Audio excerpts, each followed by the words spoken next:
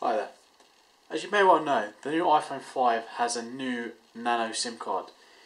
It differs greatly to the normal size SIM card and the micro SIM card.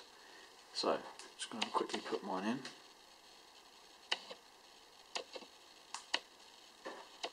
Obviously I had to change the tray design because it's that small. Can't pick it up.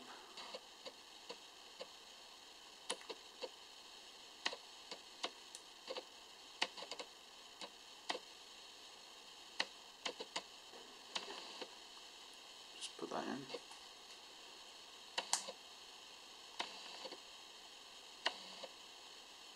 There you go. Vodafone.